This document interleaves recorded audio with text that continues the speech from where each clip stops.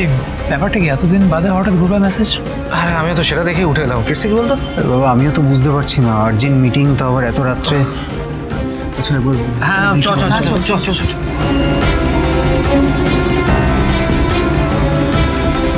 কিরে, কিসের মিটিং ডেকেছিস?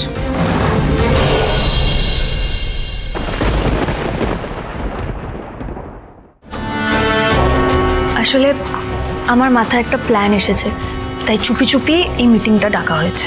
সে ঠিক আছে, কিন্তু কি হয়েছে সেটা এবার বল। আচ্ছা, অয়না কোথায়? অয়না এলো না? সত্যি তো অয়না তো আমাদের ভাই বোনের গ্রুপে আছে। শুভতির এত আর্জেন্ট মেসেজ দেখেও এলো না।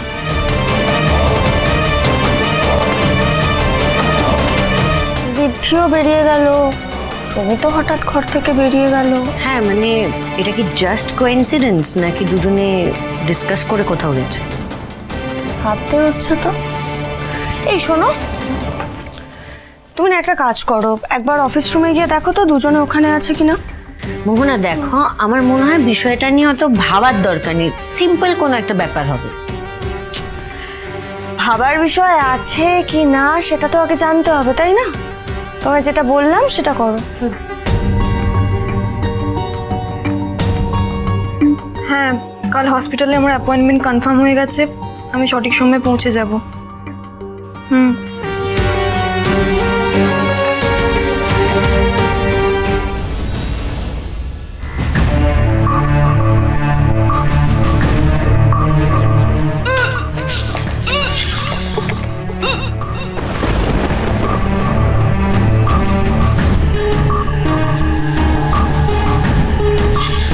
কিরে অয়না, কি করছিস?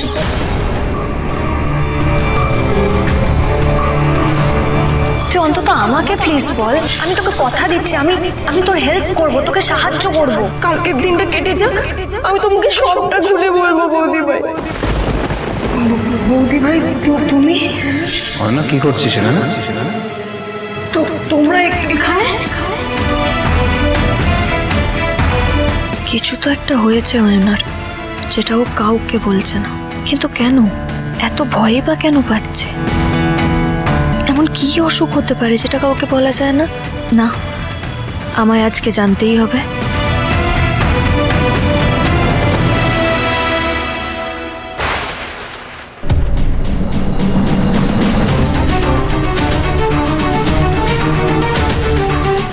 দেখো না বৌদি ভাই, আমি হসপিটালে আমার একটা ফ্রেন্ডের অ্যাপয়েন্টমেন্ট ফিক্স করছিলাম। আচ্ছা আচ্ছা, বলছি আমি যে গ্রুপে মেসেজ করলাম, তুই দেখিসনি? এলি না যে? এ বাবা, মেসেজ করেছো গ্রুপে? আমি তো সত্যি দেখিনি।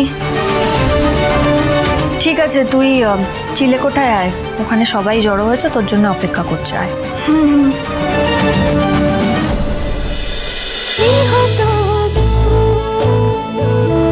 গৃহপ্রবেশ সোম থেকে রবি রাত 10টায় স্টার জলসায় ও জিও হটস্টারে।